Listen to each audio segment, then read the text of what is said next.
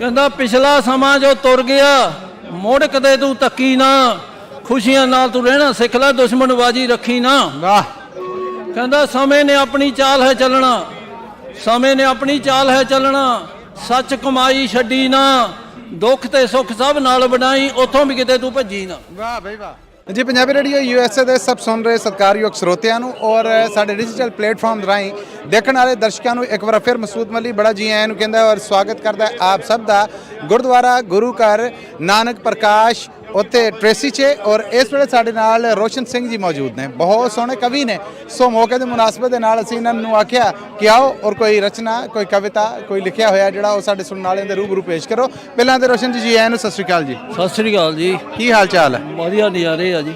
ਸਾਡੇ ਦਰਸ਼ਕਾਂ ਵਾਸਤੇ, ਸਾਡੇ ਸਰੋਤਿਆਂ ਵਾਸਤੇ ਅੱਜ ਦੇ ਇਸ ਸ਼ੁਭ ਮੌਕੇ ਤੇ ਕੀ ਪੇਸ਼ ਕਰੋਗੇ? ਮੇਸ਼ ਇਹ ਕਰਨਾ ਚਾਹੁੰਦਾ, ਮੈਂ ਇੱਕ ਛੋਟੀ ਜਿਹੀ ਕਵਿਤਾ ਲਿਖੀ ਸੀ ਜੀ, ਉਹ ਅੱਜ ਤੁਹਾਡੇ ਨਾਲ ਸਾਂਝੀ ਕਰਦੇ ਆ। ਜ਼ਰੂਰ ਜੀ। ਉਹ ਤਾਂ ਆ ਵੀ ਫਿਊਚਰ ਲਈ ਸਾਰਿਆਂ ਦੇ ਕੰਮ ਆਊਗੀ, ਕਿਉਂਕਿ ਹਰ ਇੱਕ ਬੰਦੇ ਨੇ ਸਟ੍ਰੈਸ ਆਪਣੇ ਦਿਮਾਗ ਤੇ ਫੜੀ ਆ, ਉਹਦੇ ਕਰਕੇ ਮੈਂ ਇਹ ਪੋਜ਼ਿਟਿਵ ਆ ਤੇ ਉਹ ਤੁਹਾਡੇ ਕੰਮ ਆਊਗੀ ਤੇ ਉਹ ਜ਼ਰੂਰ ਸੁਣਿਓ ਜੀ। ਜ਼ਰੂਰ ਜੀ, ਪਲੀਜ਼। ਹਾਂਜੀ।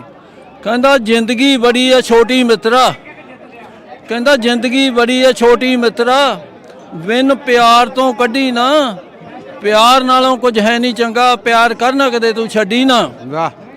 ਕਹਿੰਦਾ ਪਲ ਪਲ ਜ਼ਿੰਦਗੀ ਘਟਦੀ ਜਾਵੇ, ਪਲ ਪਲ ਜ਼ਿੰਦਗੀ ਘਟਦੀ ਜਾਵੇ, ਫਿਕਰਾਂ ਵਿੱਚ ਤੂੰ ਕੱਢੀ ਨਾ, ਓਏ ਆਪਣੇ ਆਪ ਚੋਂ ਖੁਸ਼ੀ ਤੂੰ ਲੱਭ ਲੈ, ਕਿਸੇ ਕੋਲੋਂ ਤੂੰ ਲੱਭੀ ਨਾ। ਵਾਹ ਵਾਹ ਵਾਹ ਵਾਹ, ਬਹੁਤ ਆਲਾ।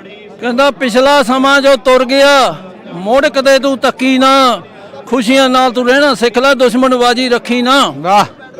ਕਹਿੰਦਾ ਸਮੇਂ ਨੇ ਆਪਣੀ ਚਾਲ ਹੈ ਚੱਲਣਾ, ਸਮੇਂ ਨੇ ਆਪਣੀ ਚਾਲ ਹੈ ਚੱਲਣਾ, ਸੱਚ ਕਮਾਈ ਛੱਡੀ ਨਾ, ਦੁੱਖ ਤੇ ਸੁੱਖ ਸਭ ਨਾਲ ਵੰਡਾਈ, ਉੱਥੋਂ ਵੀ ਕਿਤੇ ਤੂੰ ਭੱਜੀ ਨਾ। ਵਾਹ ਬਈ ਵਾਹ।